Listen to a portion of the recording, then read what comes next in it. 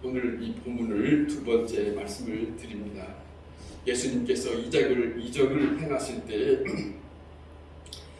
보면은 예수님은 긍휼한 마음으로 많은 사람들을 대하시는 그런 모습을 우리가 보게 됩니다.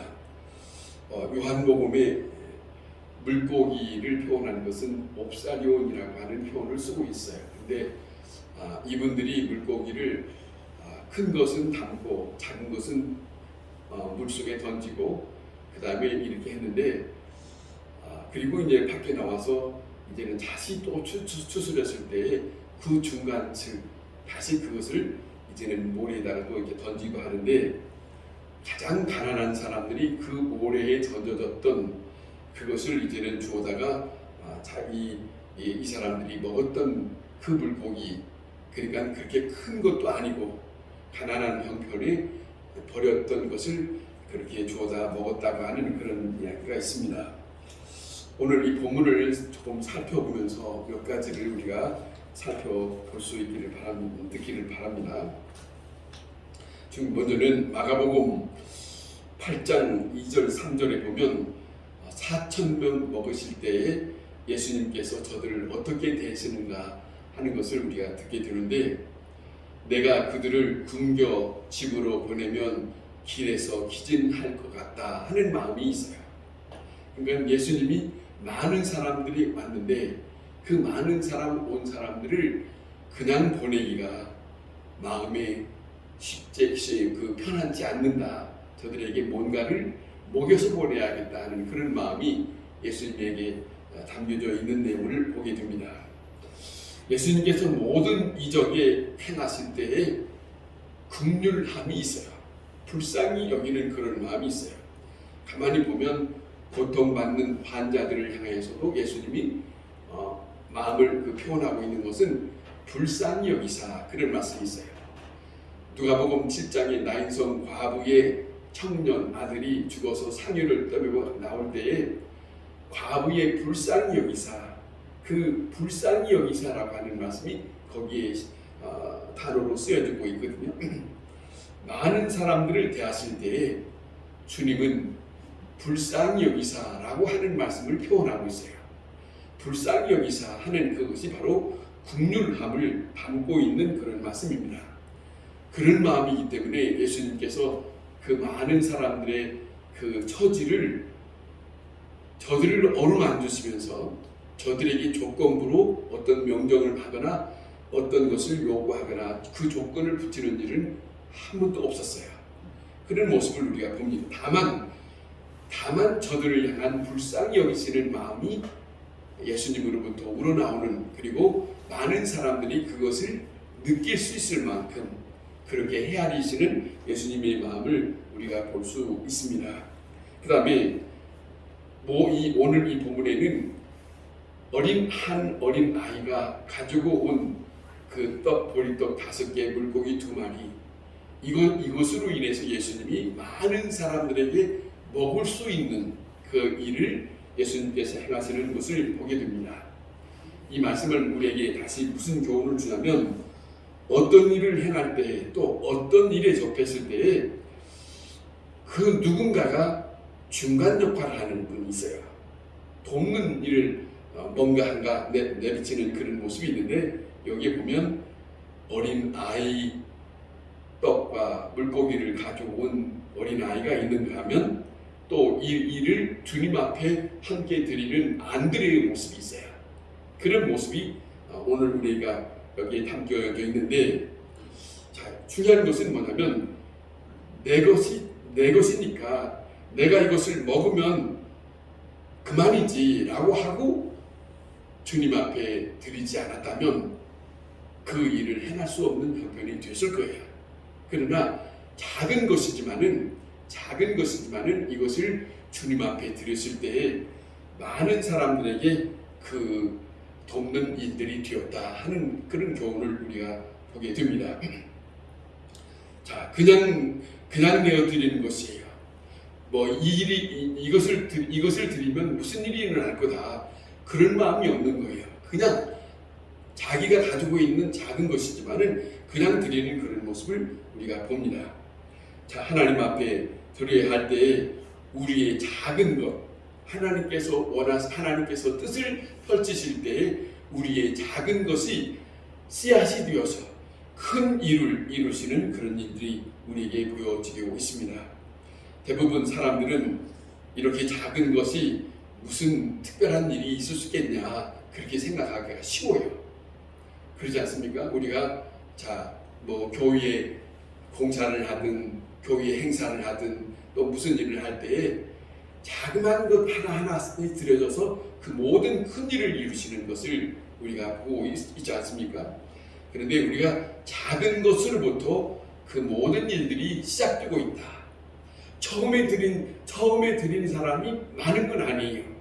어떠한 사람이 작은 것을 드리는 것으로 인해서 거기서 이제는 발달이 되어서 다른 사람들의 마음도 움직이게 되고 그 다음에 그 일이 크게 하나님의 역사를 이루시는 그런 일들을 보게 됩니다. 자, 나의 이 작은 것, 이 사람들의 마음속에 우리의 이 손에 들려진 것이 작은 것이지만 여기에 보리떡 5개, 물고기 2마리, 조금 전에 말씀드렸지만 물고기 2마리라고 해야 큰 것도 아니고 작은 것, 또 떡이라고 해야 가난한 사람들이 먹을 수 있는 그런 떡이니까 그렇게 풍부한 그런 떡은 아니지만은 어린아이가 먹을 수 있는 그런 식단, 그런 음식, 그것이 하찮은 것 같지만은 주님의 손에 들려졌을 때 거기에 모여있는 많은 사람들에게 엄청난 하나님의 역사를 나타날 수 있는 그런 일들을 우리가 보게 된다. 아무도 기대하지 않았던 그것이에요. 그렇지만은 그것이 자그마한 씨앗이 되어서 큰 역사를 이루고 많은 사람들에게도 도움이 되는 그런 일들을 보게 되었다 하는 것이죠. 그 다음에는 예수님께서 일을 두고 그 다음에 음식을 넣고 그 다음에 축사하시는 모습이 있어요. 그 축사하시는 모습은 이거는 하나의 예수님이 하나의 그 감사의 기도를 드리는 그런 모습입니다. 축사라고 하는 것은 감사하다는 그런 표현을 하는 건데, 자, 감사가 먼저예요. 어떤 일이든지 다 감사가 먼저다 하는 거죠. 작은 일이든 큰 일이든, 자, 모든 일이든 간에 어떤 일이 됐든지 간에 믿는 사람 앞에는 어떤 일이 있든지 간에 즐거운 일이든 슬픈 일이든 돌이켜 생각하면 주님 앞에 감사할 수밖에 없는 것이다 하는 것이에요. 제가 가만히 보면 욥이라는 사람이 엄청난 고난을 당하면서 그가 이렇게 고백하는 내용을 보았습니다. 욥기 29장에 이런 내용이 있습니다. 그가 고백합니다. 지금 현재는 엄청난 고난을 당하고 있는데 지난 세월 하나님이 나를 보호하시던 때가 다시 오기를 원하노라. 그때는 그의 등불이 내 머리에 비추었고 내가 그의 빛을 힘입어서 암흑에서도 걸어 다녔다. 주님이 지금 고난을 당하지만은 지난날에 주께서 내게 행하셨던 그 일을 대하여 감사하는 마음이세요. 고백하는 마음이세요. 다 잃어버렸고 자녀들도 죽고 다 그 아내도 욕하면서 나갔지만은 그리고 자기 몸에는 엄청난 고통이 있는 그런 질병이 왔지만 지난날에 주께서 내게 행하셨던 일에 대해서 잊을 수가 없는 것, 그 고백을 하는 것을 우리가 29장에서 봅니다. 비록 오늘 죽더라도 지금까지 나는 건강에 살았다는 것이에요. 지금 내가 병원에 있었다 할지라도 병원에 오기 전에는 내가 건강한 몸으로 살았다 이거죠.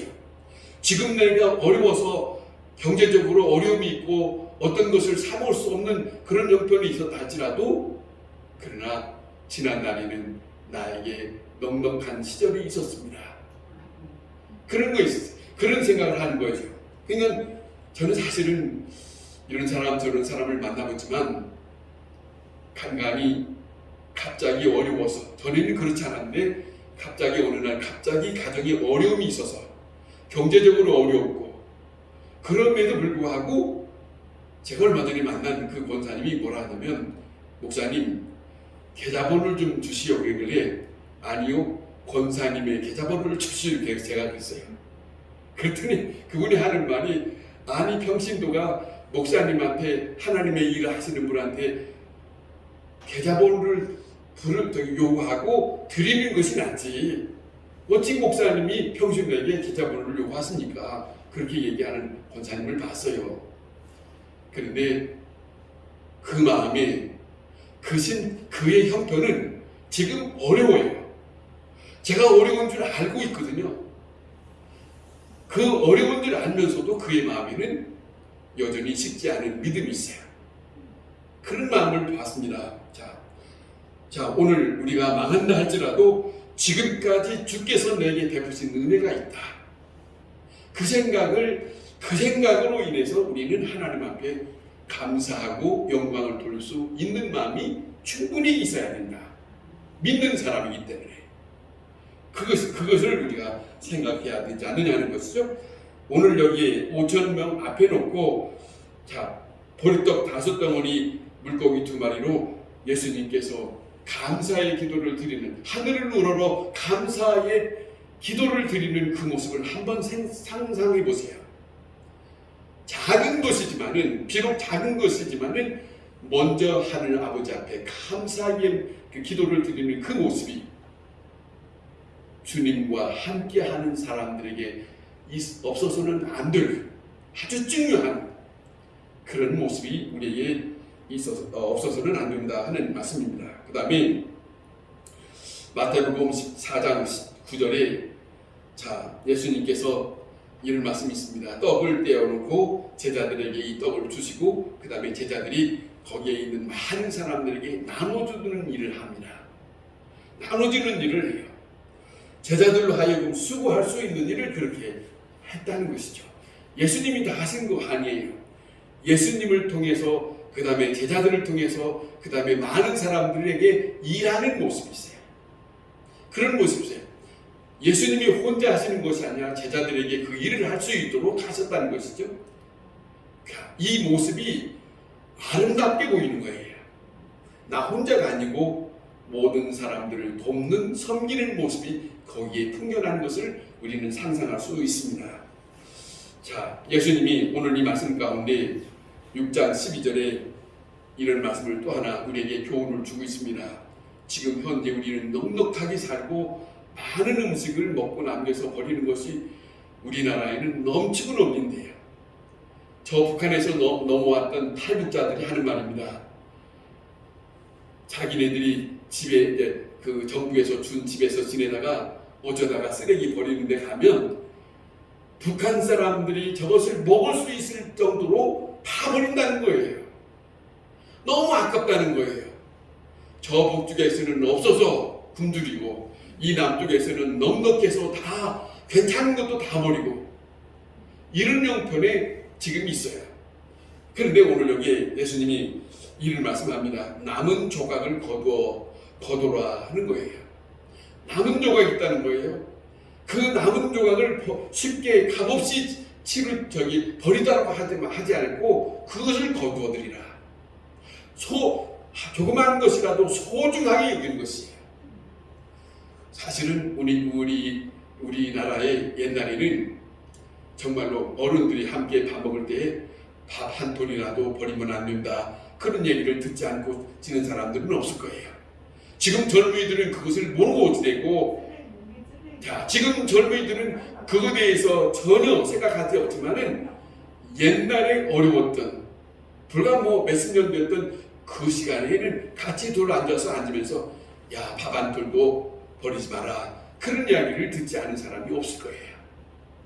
정말로 우리는 너무 낭비가 심한 지금 현실을 살아가고 있는데 주님은 남은 것을 버리지 마라. 그런 말씀을 우리에게 가르쳐 주신 그런 말씀을 우리가 봅니다. 다시 말하면 이적을 행해서 넉넉하지만은 그 이적을 향해서 넉넉한 그것을 남용해서는 안 된다는 것이죠. 이것이 바로 예수님께서 그 부스러기까지라도 수고할 수 있는 그 마음을 예수님께서 말씀을 하신 거예요. 이것이 얼마나 우리에게 귀중한 교훈을 주고 있느냐 하는 말씀이죠. 그다음 마지막에 가장 중요한 것은 이 요한복음 6장에 이 5,000명을 먹이고 난 사건 그 후에 벌어진 것을 예수님이 이런 말씀합니다. 성찬식에 대한 상징적인 말씀을 주시고 있어요. 요한복음의 이 6장의 일이 그 중간 넘어서 이렇게 끝부분에 이걸 주면서 생명의 떡이 되고 생명의 포도주가 되고 자기의 몸에 대한 얘기하고 자기 피를 대한 예수님이 말씀하시면서 이런 말씀을 하십니다.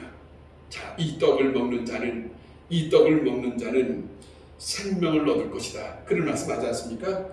예수님은 우리에게 생명의 떡이라고 성경에서 가르쳐주고 있어요. 자기 자신을 통해서. 그리고 육신의 떡을 먹어야만 되는 것이 아니라 하나님의 말씀으로, 사람은 떡으로 사는 것이 아니라 하나님의 말씀으로 산다라고 가르쳐주고 있어요. 엄청난 말씀을 세상 사람들이 이해하지 못하는 그리스도의 말씀을 듣는 모든 사람들에게 다시 우리에게 듣게 주신 것은 보통 사람들에게 있어서는 신비로운 세계, 지금 우리는 눈으로 알 수 없지만은 신비로운 말씀은 우리에게 뭐라 하냐면 보이는 그 떡으로 먹고 사는 것이 우리에게 아니라 하나님의 말씀으로 산다.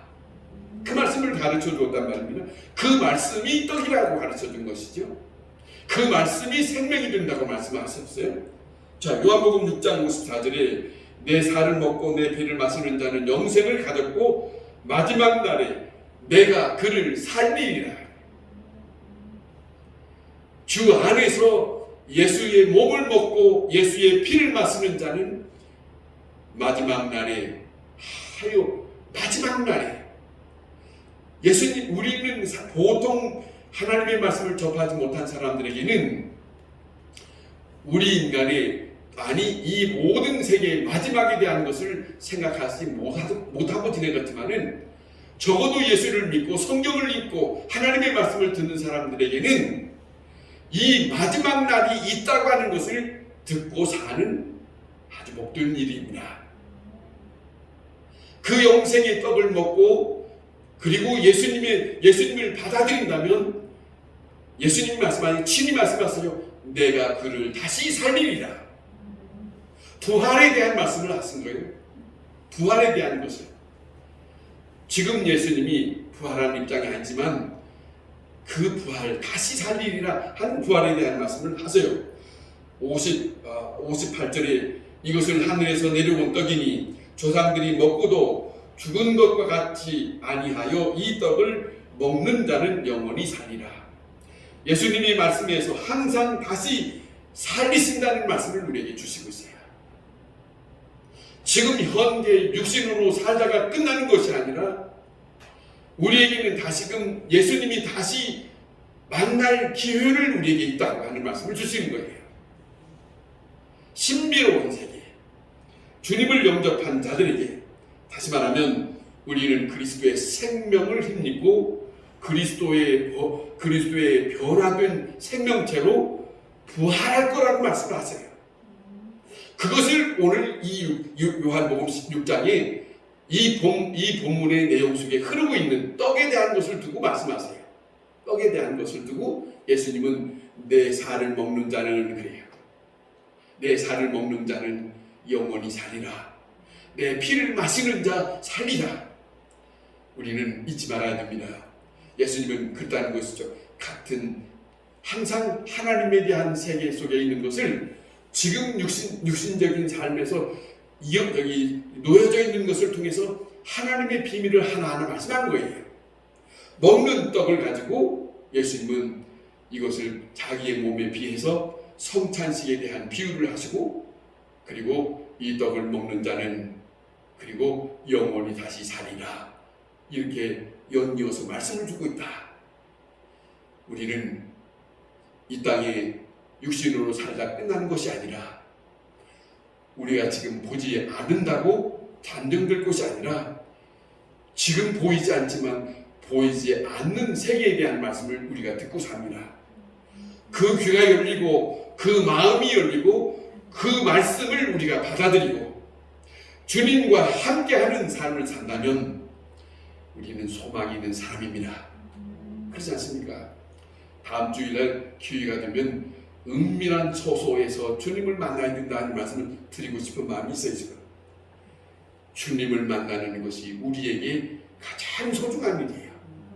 주님의 말씀을 들을 수 있는 처소가 있다는 것이 우리에게는 엄청난 복이에요. 왜? 이 세상에 사는 것을 이기고 살 수 있으니까. 우리에게는 주님의 말씀을 힘입고 다시 용기를 얻고 다시 그 말씀을 붙들고 우리는 다시 한번 일어설 수 있는 사람들이니까. 주님은 우리에게 긍휼을 베푸시고 생명을 주시는 기적 속에 주님의 긍휼과 생명으로 우리에게 나타나시는 예수님. 오늘 이 본문을 우리는 그 마음을 가지고 읽어나간다면 주님의 마음과 주님의 뜻이 거기에 담겨져 있는 것을 우리는 다시 만날 수 있을 것입니다. 이 말씀으로 우리가 다시 한번 새 힘을 얻고 사는 우리 모두가 될 수 있기를 바랍니다.